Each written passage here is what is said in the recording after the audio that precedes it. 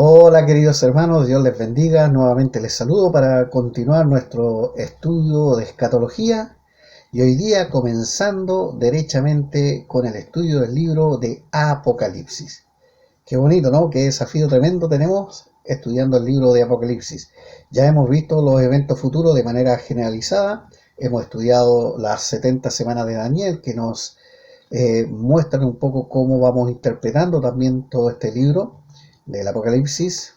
Y bueno, vamos a ir enseñando estas cositas a través del tiempo. Espero que sea de gusto y entusiasmo de todos ustedes.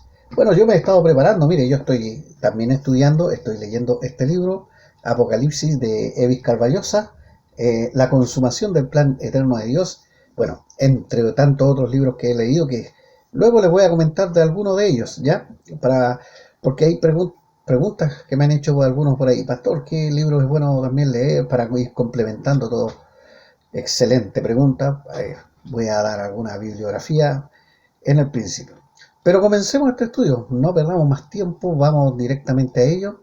Espero que usted haya orado a Dios como corresponde y así entrar con fuerza en este estudio. Muy bien, vamos a Apocalipsis y hoy día como manera introductoria vamos a centrarnos en los tres primeros versículos, o sea, Apocalipsis capítulo 1 del 1 al 3. Y ahí nos vamos a centrar y ahí nos vamos a quedar porque hoy día es una introducción al estudio de este libro. Va a ser muy interesante, va a ser muy bueno. La próxima semana vamos a estudiar lo que viene, todo lo que viene, y así vamos a ir de a poquito avanzando en este estudio del libro Apocalipsis, desentrañando su simbología y, bueno, tratando de entender esas partes difíciles. Bueno, desde ya les digo, soy un humilde servidor que no tiene todas las respuestas a todas las preguntas. Me imagino que son muchas, pero ¿sabe qué, querido hermano? Va a haber un día en que todos la tendremos, todos tendremos cada respuesta. Sin embargo, igual podemos entender muchas cosas. De hecho, se dio el libro para entenderlo, no para no entenderlo. Muy bien, partamos. Voy a leer el texto y luego nos vamos a dedicar a estudiarlo. Dice la palabra del Señor en Apocalipsis 1. La revelación de Jesucristo que Dios le dio para manifestar a sus siervos las cosas que deben suceder pronto, y la declaró enviándola por medio de su ángel a su siervo Juan, que ha dado testimonio de la palabra de Dios y del testimonio de Jesucristo y de todas las cosas que ha visto. Bienaventurado el que lee y los que oyen las palabras de esta profecía y guardan las cosas en ella escritas, porque el tiempo está cerca. Que Dios bendiga su linda palabra, su hermosa palabra. Espero que este mensaje o este estudio entre nuestros corazones tal cual el apóstol Juan un día lo recibió. Vamos al estudio. Bueno, queridos hermanos, estudio de Apocalipsis. Qué tremendo libro tenemos entre manos, ¿cierto? Acá hay un precioso libro. Antes de leerlo, recomendaciones. Varios me han preguntado qué podemos leer. Bueno, aquí hay unas recomendaciones. Un excelente libro que todo estudiante de la Biblia deberá leer. Eventos del porvenir de Dwight Pentecost. Estudio de escatología bíblica. Un excelente libro. Todos estos libros yo ya los he leído, excepto el que les mencioné que estoy leyendo, pero los recomiendo totalmente. Otro libro que habla del Apocalipsis es el de Charles Ryrie. Charles Ryrie y Apocalipsis. Así que se va a repetir siempre el título en varios libros, pero cambia el autor. Por ejemplo, el primero, Eventos del Porvenir, habla de los eventos por venir, en donde nosotros hicimos los dos videos dando una pincelada, obviamente, de los eventos que están por suceder. Pero en este otro caso, de Charles Ryrie, se centra totalmente en el Apocalipsis, que también son eventos de porvenir, pero está centrado versículo por versículo. De la misma manera lo hace Francisco Lacueva en su Apocalipsis, los eventos del porvenir según el texto bíblico, también analizándolo versículo por versículo. Muy buen libro, también, de todas maneras. Ahora, destaco de Francisco Lacueva otro libro por ahí que se llama, es el comentario de Matthew Henry, que él terminó, que es un excelente comentario a la Escritura, a toda la Biblia. Otro libro, que fue el primer libro que yo leí en mi vida de Apocalipsis, fue la explicación del libro de Apocalipsis de Iván Barchuk, este maestro que era de Ucrania y que luego desarrolló muchos estudios en Europa y después en Estados Unidos. Explicación del libro de Apocalipsis. Qué tremendo libro tenemos ahí, un buen libro. Bueno, este es el que estoy leyendo yo. Apocalipsis, la consumación del plan eterno de Dios, de Evis Carballosa. Muy buen libro, completísimo. Otro que sí leí de Evis Carballosa fue el de Daniel y el reino mesiánico. Ahí tiene un libro, pero excelente, para entender todas las profecías de Daniel, no solamente el de las 70 semanas, sino Daniel capítulo 7, Daniel capítulo 11. Bueno, léalo, ahí tiene usted para estudiar. Mire, que tenga este y cualquier otro de estos libros, ya tiene casi el panorama profético completo. Y un libro que a mí me encantó porque me enseñó mucho sobre la manera de interpretar la escritura es Dispensacionalismo Hoy, de Charles Riley, el mismo que escribió Apocalipsis. De hecho, me encanta la enseñanza de Charles Riley y tiene una teología sistemática muy buena. Puedo diferir en algún muy pequeño punto, que es el comienzo de la iglesia, pero de todas maneras tiene muy buenos libros. Y dispensacionalismo es algo que vamos a estudiar también más adelante porque tiene que ver con las edades en las que Dios trata con el hombre. Ahí tiene buenas recomendaciones de libros. Pero pastor, ¿sabe qué? Yo soy de los que no me gusta leer. Bueno, eso es un clásico en nuestro país. No somos muy buenos para la lectura, lamentablemente. Yo sí soy bueno para leer, me encanta leer mucho, pero reconozco que mucha gente no es buena para leer. Entonces le tengo una solución: videos en internet. Tal vez no le guste leer, pero le guste ver un video o dejar pasar ese video mientras, no sé, pues usted hace sus quehaceres, está trabajando, cualquier cosa, usted puede ponerlo como audio incluso y escuchar. Y yo voy a recomendar por ahora, de lo que yo he visto en internet, sé que puede haber mucho más, estudios de profecía bíblica de Samuel Pérez Milós. Ahí usted tiene también a un tremendo pastor y escritor que explica de manera sencilla todo esto de la profecía bíblica. Habla de la segunda venida, habla de la tribulación, habla del rapto también, habla del milenio. Así que en cada video usted lo puede ver y buscarlo de esta manera. De hecho, ese es el logo que utiliza o la foto que utiliza ahí en YouTube. Y sabe, voy a recomendar también a uno de los nuestros, a un bíblico bautista, mi querido amigo y pastor Sebastián Lagos. Él está haciendo también un estudio de escatología sencillo y práctico para su iglesia, pero muy bueno. Yo encontré muy bueno por lo menos 2 videos que vi de él y que los recomiendo totalmente. Así que pastor, lo puede buscar como Pastor Sebastián Lagos, de la Iglesia Bíblica Bautista de Puerto Varas.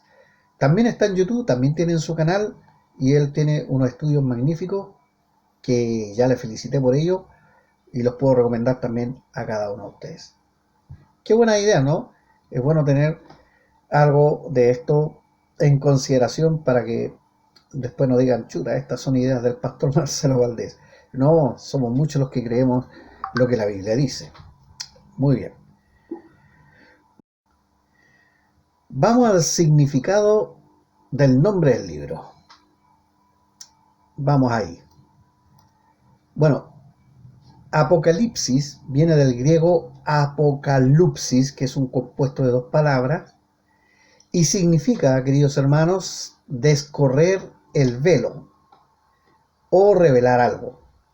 Bueno, apoca significa descorrer o correr, lupsis, el velo, algo que estaba tapado, cubierto, y por ende significa revelar algo, o sea, destaparlo para revelarlo.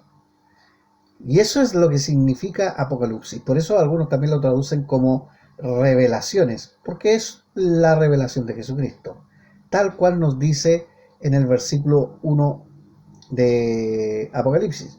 El libro es la revelación de Jesucristo.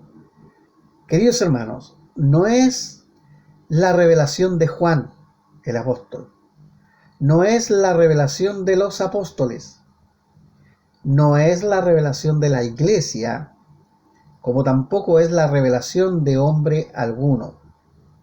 Como dice el libro en su principio, es la revelación de Jesucristo. Y eso nos tiene que quedar claro. Es Cristo revelando a su iglesia.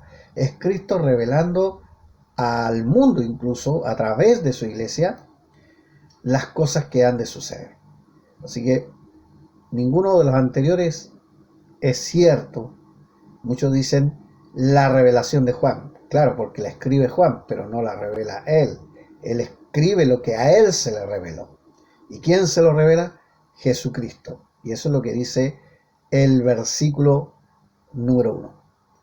¿Quién es el escritor? Bueno, el escritor es ni más ni menos que el apóstol Juan. Y aquí voy a tener que detenerme, hermanos, a hacer una defensa del apóstol Juan, porque increíblemente, como pasa el tiempo y se avanza la tecnología, sabe, queridos hermanos, están entrando muchas ideas ilógicas.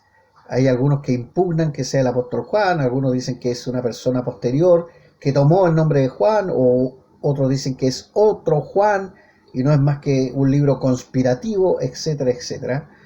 Pero no, hermanos, es el apóstol Juan. Eso en primer lugar, ¿ya? No hay otro que él. Vamos a ir viendo paso a paso por qué yo creo que es él. Mire, en el versículo 1 dice la revelación de Jesucristo que Dios le dio para manifestar a sus siervos las cosas que deben suceder pronto, y la declaró enviándola por medio de su ángel a su siervo Juan. O sea, le llama siervo. Bueno, ¿qué más siervo que Juan, que cualquier otro siervo? Bueno, eso no nos dice mucho, pero después dice en el versículo 1:4 de Apocalipsis, Juan, a las 7 iglesias que están en el Asia, gracia y paz a vosotros, del que es y que era y que ha de venir, y de los 7 espíritus que están delante de su trono. ¿Por qué importante? Porque acá nuevamente menciona a Juan, y es Juan quien escribe a las 7 iglesias que están en el Asia, y sabemos cuáles son esas iglesias que están en el Asia: Éfeso, Esmirna, Pérgamo, Tiatira, etc. Y hay un solo apóstol que estuvo en esa iglesia, que es Juan. Obviamente puede haber otro Juan por ahí, pero este es un siervo de Juan, llamado Juan, que estuvo en las 7 iglesias, y ese calza perfectamente con el apóstol Juan. Pero en el 1:9 dice: yo, Juan, vuestro hermano y copartícipe de vuestro en la tribulación. Así que aquí nos deja mucho más claro que coincide perfectamente con el apóstol Juan. Es un hermano en Cristo, copartícipe vuestro en la tribulación. Dice: en el reino y en la paciencia de Jesucristo estaba en la isla llamada Patmos por causa de la palabra de Dios y el testimonio de Jesucristo. Bueno, aquí ya casi no quedan dudas, porque el único que fue enviado a la isla de Patmos, según la misma historia, es el apóstol Juan. No hay otro. Así que tiene que ver con el apóstol Juan. En Apocalipsis 22:8 dice: yo, Juan, soy el que oyó y vio estas cosas, y después que la he oído y visto, me postré para adorar a los pies del ángel que me mostraba estas cosas. Este es el Juan que escribe el libro. Es el apóstol Juan. Ahora, para no ser menos todavía, y quedarnos con la evidencia interna que acabamos de ver, ahora vamos a la evidencia externa.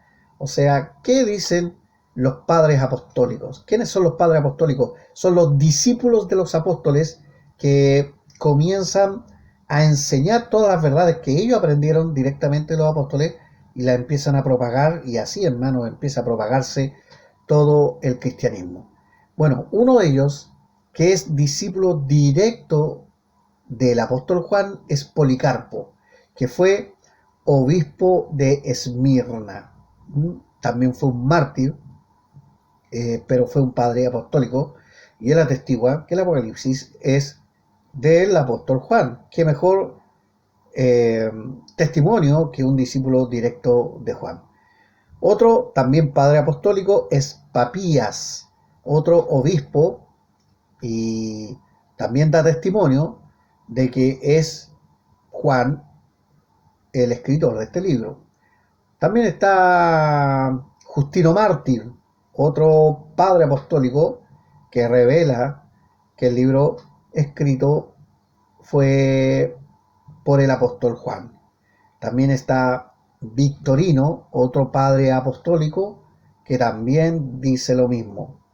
Y voy a rematar con uno de los elementos más claves sobre todo, que es el canon muratorio.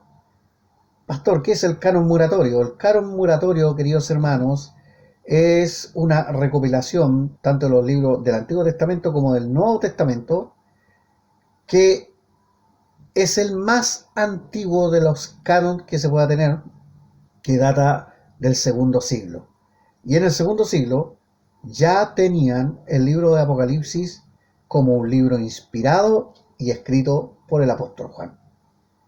Así que todos aquellos que dicen que no es el apóstol, no es más que ideas y conjeturas sin fundamento alguno, porque para eso tendrían que mostrar sus fundamentos y no los tienen. Así que queda descartado todo eso, y claramente es el apóstol Juan el escritor. Bueno, en el versículo 2 dice algo muy interesante respecto a este tema. Dice que ha dado testimonio de la palabra de Dios. Se refiere a su siervo Juan. Recuerda que termina el número 1, que la declaró enviándola por medio de su ángel a su siervo Juan, que ha dado testimonio de la palabra de Dios y del testimonio de Jesucristo y de todas las cosas que ha visto. Eso es lo que dice el versículo 2. ¿Sabe? Justamente este versículo calza preciso con el testimonio que el apóstol Juan ha dado antes. Recuerde que él fue el que escribió el Evangelio de Juan, y también escribió primera, segunda y tercera de Juan. Mire lo que dice precisamente en Juan capítulo 21, versículo 24. Dice: este es el discípulo que da testimonio de estas cosas, y escribió estas cosas, y sabemos que su testimonio es verdadero. Si usted pone este versículo con el versículo 2, es lo mismo. Entonces, la gente de la época no tenía ninguna duda que el apóstol Juan, que ya había dado testimonio a través del Evangelio, era el que estaba dando testimonio ahora a través de esta revelación que Jesucristo le daba. Así que no hay duda, el apóstol Juan es el escritor. ¿En qué fecha escribió este libro? ¿O en qué fecha le fue revelado todo lo que Jesucristo le manda que escribiese? Bueno, querido hermano, esto fue escrito entre el año 90 al 96. Todavía no hay certeza de qué año, pero sí que es del 90 al 96. Dentro de esos años se escribió estos libros. Obviamente en la ancianidad del apóstol Juan. Ya estaba exiliado en la isla de Patmos en su ancianidad, pero Dios le tenía todavía deparado una tarea importantísima, que era escribir todo lo que le fuera revelado. Esto lo escribió en la isla de Patmos, o sea, Juan en el exilio, por causa de predicar el Evangelio. Ya a esa altura, en el año 90, eran muy perseguidos los cristianos, muy perseguidos. Ya vamos a hablar un poquito de eso, pero esa es la fecha en la que él escribe este libro. Es importante que mantenga usted en su mente la fecha, 90 al 96. Es importante también para desbaratar algunas otras ideas extrañas por ahí que hay, como por ejemplo los preteristas que dicen que el Apocalipsis tuvo todo su cumplimiento ya eh, en el tiempo pasado, pero lamentablemente este libro recién fue escrito en el año 90-96, lamentablemente para ellos. O los historicistas dicen que se está cumpliendo el milenio, por ejemplo, que detalla el libro de Apocalipsis. No es verdad, porque no es lo que el libro habla, porque habla de las profecías que han de suceder, ¿m? Y ellos dicen que están sucediendo. Y bueno, yo no veo cumplido tal cual la Biblia dice. Bueno, así y así vamos a ir desentrañando algunas cosas. Veamos los destinatarios, queridos hermanos. Los destinatarios son, en primera instancia, las 7 iglesias del Asia Menor. O sea, Éfeso, Esmirna, Pérgamo, Tiatira, Sardis, Filadelfia, Laodicea.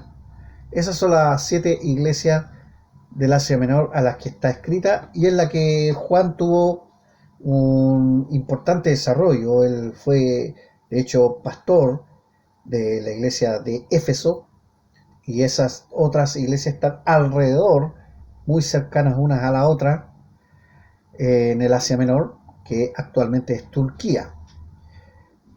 Bueno, pero evidentemente es un libro que está escrito a todas las iglesias de todos los tiempos. O sea, en primera instancia es bueno saber a quién está escrito directamente, a las 7 iglesias del Asia Menor. Pero también está escrito, querido hermano, a todas las iglesias. ¿Y de dónde saco esa idea? Bueno, muy simple. En todas las cartas que escribe a las 7 iglesias, dice al final, en cada carta, el que tiene oído, oiga lo que el Espíritu dice a las iglesias, plural. Y eso se repite en cada caso. El que tiene oído, oiga lo que el Espíritu dice a las iglesias.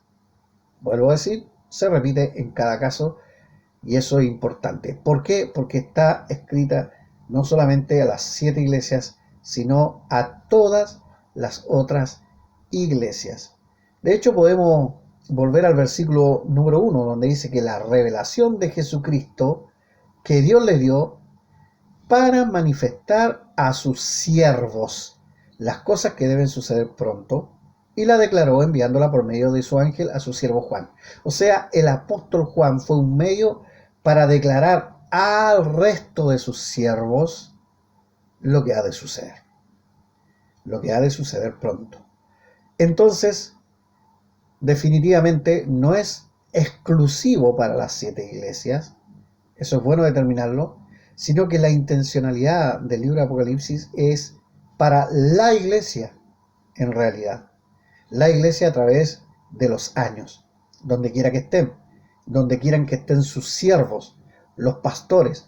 Por eso cada mensaje de la Biblia dice, escribe al ángel de la iglesia en Éfeso, en Tiatira, y el ángel es el siervo de la iglesia. Propósito del libro, queridos hermanos, vamos a ver ese propósito, es dar ánimo a las iglesias perseguidas, mostrando los eventos futuros como una victoria que llena de esperanza. Claro, estaban siendo muy perseguidos, ¿sabe? Desde que Nerón eh, usó a los cristianos como un chivo expiatorio, acusándolos de quemar Roma y todo eso, desde ahí en adelante empieza una odiosidad contra los cristianos y una persecución ya mucho más masiva. Ya no era local, sino que era a nivel de imperio. Y eso fue terrible. Lo de Nerón fue por ahí por el año 64 después de Cristo, y empiezan las persecuciones terribles, eh, y ahí empiezan a hacer espectáculo al mundo, como dice el apóstol Pablo. De hecho, cada apóstol fue un espectáculo al mundo, y muriendo de manera terrible, algunos siendo crucificados, otros quemados en hoguera o comidos por leones, Y era un espectáculo que daba risa y entretenimiento al mundo. No perdamos de perspectiva esto es terrible, es muy terrible. Aún así el apóstol o el discípulo del apóstol Juan Policarpo también fue quemado en una hoguera, como muchos otros, es como una muestra de la persecución que sufrían. Pero no olvidemos, hermano, que el mundo es así con los cristianos. Tal vez estamos viviendo en una era muy, muy cómoda que nos hace, queridos hermanos, olvidar estas cosas que son tan terribles. No olvide que el mundo odia al cristianismo porque odia lo de Dios, porque el mundo está bajo el maligno, mas nosotros no tenemos arte ni parte en este mundo. Somos extranjeros y peregrinos y lamentablemente de tiempo en tiempo suceden estas cosas. Y aprovecho de decirles que no es tan distinto el día de hoy. Hemos visto niveles de persecución en muchos países donde lisa y llanamente el cristianismo no es aceptado, pero también en nuestros países también hay un ánimo cada vez más fuerte en contra de la iglesia. Es porque se están cumpliendo los tiempos proféticos, pues querido hermano. Así es de simple. Otro de los propósitos también que tenemos en el libro de Apocalipsis es el cumplimiento de todas las profecías dadas por Cristo y los profetas. Desde el Génesis en adelante, el Apocalipsis viene a ser el cumplimiento exacto de todas esas profecías. Eso es maravilloso porque nos lleva al segundo punto, cerrar el canon bíblico. O sea, la Biblia tiene un canon que comienza en Apocalipsis, pero se cierra, perdón, comienza en el Génesis, pero se cierra en el Apocalipsis. Se cierra totalmente en el Apocalipsis, de Génesis a Apocalipsis. O sea, si no está el Apocalipsis no tenemos manera de cerrar todo esto, porque no solamente revela lo que ha de suceder y la consumación de todos los tiempos, sino que da cumplimiento, como dije al principio, de todas las profecías. Y eso hace que cierre el canon bíblico. De hecho, es el único libro que termina con una advertencia clara, y ahí en Apocalipsis 22 dice: yo testifico a todo aquel que oye las palabras de la profecía de este libro. Si alguno añadiera estas cosas, Dios traerá sobre él las placas que están escritas en este libro. Y si alguno quitare de las palabras del libro de esta profecía, Dios quitará su parte del libro de la vida, de la santa ciudad y de las cosas que están escritas en este libro. Bueno, está hablando obviamente del libro de Apocalipsis. Nadie puede añadirle ni quitarle. Pero es curioso, a mí me llama profundamente la atención que sea justo el último libro, el que cierra toda la profecía, el que habla de la consumación de todos los tiempos. Así que claro que el Apocalipsis cierra el canon bíblico. Es muy importante también porque en esos días se estaban escribiendo hartos libros y cartas que se daban como inspiradas.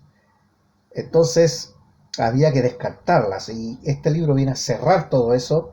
Gloria a Dios por Dios en su sabiduría infinita de hacer las cosas tan ordenadamente, y deja fuera todas esas cartas. Para muchos esas cartas hoy día se llaman apócrifos, o sea, libros ocultos. Y bueno, otro de los propósitos que muestra la soberanía total de nuestro Señor. Totalmente, desde el Génesis a Apocalipsis siempre vemos a un Dios soberano en control de todas las cosas.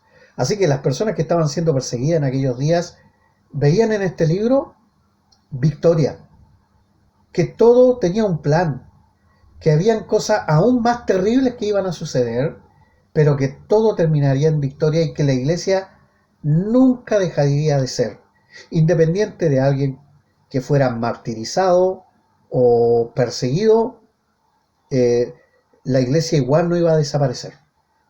O sea que la fe que mantuvieron esos santos iba a seguir adelante y también iba a tener su triunfo total. Entonces eso los llenaba de esperanza, los llenaba de ánimo y seguían adelante. Por eso, hermanos, es un libro que nos enseña estas cosas y que nosotros debemos atesorarlas de manera increíble. Leer el Apocalipsis no es un libro de miedo y de terror, si bien hay cosas terribles, pero que no tienen nada que ver con la iglesia. Eso es importante destacarlo. Vamos al estilo literario, queridos hermanos, de este libro. Bueno, su género literario es profético y altamente simbólico, rico en figuras literarias. Eh, Está claro, ¿cierto? Cuando uno lee el libro de Apocalipsis, ve muchas figuras que uno a veces no la logra entender, partiendo por el famoso número del anticristo, el 666, y todo lo que se ha tejido a través de la historia de ese número A. Pero hay hartas figuras más, por ejemplo, tenemos el candelabro o los cuatro jinetes del Apocalipsis, que son bien tétricos, o por mencionar algunos, las copas de ira que son vertidas en el mundo, las 7 copas de ira. También tenemos a la mujer que es perseguida por una gran bestia de 7 cabezas.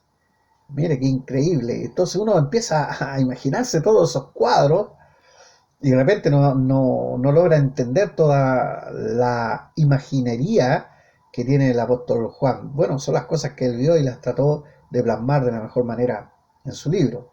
Son símbolos también. También está el falso profeta, que, que va a estar ahí, eh, es parte de la Trinidad satánica también.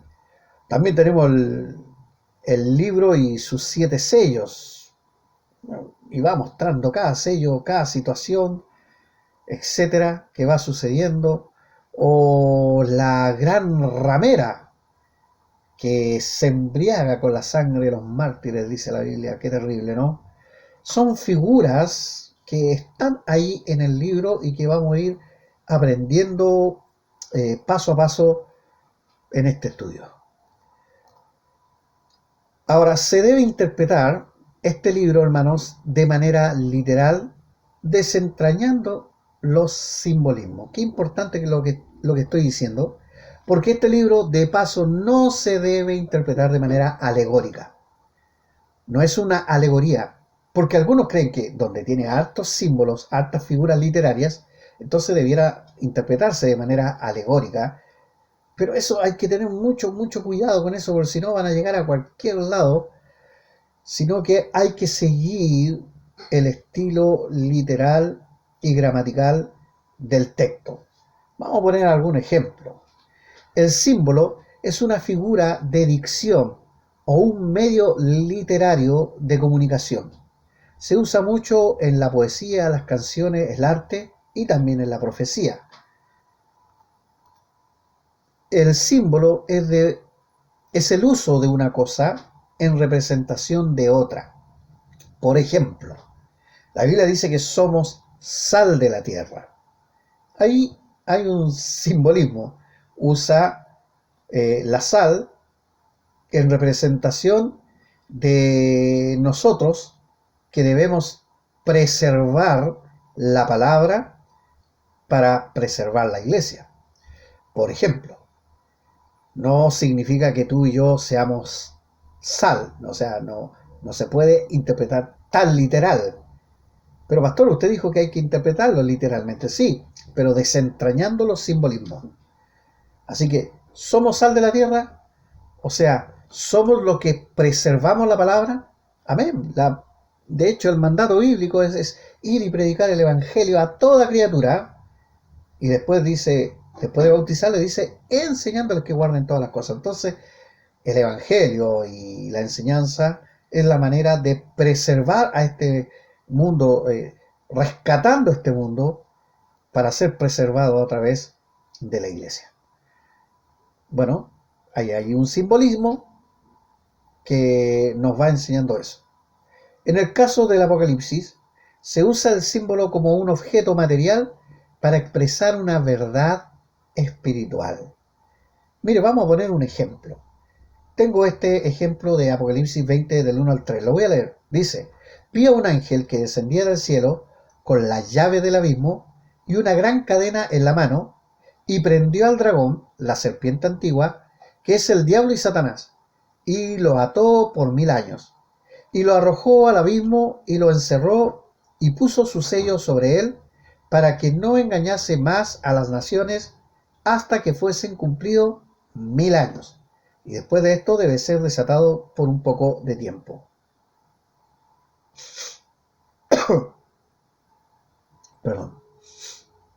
Bueno, aquí tenemos un texto que ¿cómo debemos interpretarlo? ¿De manera alegórica por los símbolos que hay o de manera literal? Bueno, seguimos la manera literal nosotros, pero desentrañamos los simbolismos. Por ejemplo, tenemos la palabra llave. ¿Ah? El ángel que descendía del cielo con la llave del abismo, o sea que abre algo, y una gran cadena, o sea que sujeta algo, prendió al dragón, la serpiente antigua. El mismo texto nos responde que es el diablo y Satanás, o sea, nos responde esas dos figuras, y dice que lo encerró y puso un sello sobre él, o sea, un sello de autoridad, de aquí no sale. Bueno, ahí tenemos algunos simbolismos, pues hermano, en estos pasajes. Tenemos la llave, ¿cierto? La cadena, dragón, serpiente, sello. Son simbolismos que vamos desentrañando y que demuestran distintas cosas. Por ejemplo, la llave que traía el ángel del cielo muestra que solamente Dios tiene la llave de abrir y cerrar toda puerta. También dice cadena en la mano. Dios tiene el poder de sujetar a Satanás. De hecho, es el único que tiene el poder de sujetar a Satanás. Usted y yo no tenemos poder de atar ni desatar nada. Es Dios que tiene el poder de atar y desatar al dragón. Otro simbolismo, o la serpiente antigua. Bueno, el mismo texto, como dije, el diablo y Satanás nos responde. Sello, también dice ahí, lo encerró y puso su sello, o sea, su sello de autoridad. Eso le da toda autoridad porque Dios es soberano. Satanás no es más fuerte que Dios, es Dios más fuerte que él. Pero mire, dice que lo ató por 1000 años y lo tuvo atado hasta que fuesen cumplidos los 1000 años. ¿Cómo debemos interpretar esos 1000 años? ¿De manera alegórica? Si fuera alegórica, entonces no son 1000 años, podrían ser 2000, 3000 años, toda una era, no sé. Ese es el problema de la alegoría, que no te da eh, certeza de algo porque es alegórico. Para ellos los 1000 años es un simbolismo, pero si venimos interpretando la Biblia de manera literal, entonces 1000 años son 1000 años. Ahora, si usted va al texto de Apocalipsis 20 y lo lee, se va a dar cuenta que se repite varias veces la frase 1000 años y ya eso no es una alegoría. Por lo tanto, los 1000 años son literales. ¿Se da cuenta? Así que Satanás será atado por 1000 años, literal, y se muestran los simbolismos que vamos desentrañando. Entonces, así se debe estudiar el Apocalipsis. ¿Por qué el apóstol usa simbología entonces? Bueno, es muy importante, hermanos, que entendamos esto. Solo a través de símbolos que él y los suyos comprendían, puede explicar visiones e imágenes totalmente nuevas e incomprensibles sobre eventos terribles, épicos, futuristas y colosales. Esa es la verdad. Piense usted, querido hermano, todas las cosas que se le muestran al apóstol Juan en una época de hace 2000 años atrás, donde no existía un satélite, la televisión, ni siquiera un celular.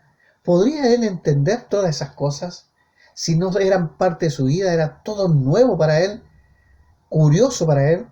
No entendía los vehículos, no entendía lo que era un avión, menos un avión de guerra, mucho menos un tanque. Entonces, él muchas cosas tiene que ir relatándolas en la medida que él puede, usando símbolos para que el resto pueda comprender lo que va a suceder. Porque él trata de explicar visiones e imágenes totalmente nuevas e incomprensibles y las trata de hacer entender a través de la simbología. Eso es lo que hace el apóstol Juan. Y me parece loable y magnífico cómo fue guiado por el Espíritu Santo. Ahora, en medio de toda esa simbología, nos está transmitiendo literalmente sucesos que van a venir, que van a suceder, que vendrán, que, que están pronto, hermano, para nosotros, más pronto que en los tiempos de Juan, están ahora para nosotros. Ahí se revela el futuro un tanto incomprensible para Juan, pero que dignamente pudo plasmar en este maravilloso libro. Y fue muy inteligente, usó la simbología. Ahí está la clave de los símbolos de este libro de Apocalipsis. Ahora, la bendición de estudiar el libro, queridos hermanos. Hay una bendición tremenda aquí en este libro. En el versículo 3 dice: bienaventurado el que lee y los que oyen las palabras de esta profecía y guardan las cosas que en ella están escritas, porque el tiempo está cerca. Así que, si usted lee este libro, usted es bienaventurado. Esto va en contra de esos que dicen: no, a mí no me gusta leer el Apocalipsis porque es muy terrible, me da miedo. Bueno, si usted no tiene a Cristo en el corazón, debiera darle mucho miedo. Pero si usted es parte de la iglesia, no debiera darle ningún miedo. Al contrario, esto le da esperanza y usted es bienaventurado. Bienaventurada es la clave. Y bienaventurado el que lee, no el que no lee. Y bienaventurado el que oye las palabras, o sea, el que las pone en práctica. Como dice muchas veces, el que tiene oídos para oír, oiga. Eso significa poner en práctica. Y bienaventurados los que guardan las cosas en ella escritas, o sea, no solamente las oyen, las ponen en práctica, sino que las transmiten, las guardan, las enseñan, para que sean preservadas. Y eso es tremendo. Tenemos una bienaventuranza maravillosa aquí, queridos hermanos. Así que no lo olvide. Bienaventurado. Somos bienaventurados por estudiar este precioso y maravilloso libro. Qué bueno, ¿no? Maravilloso, hermanos.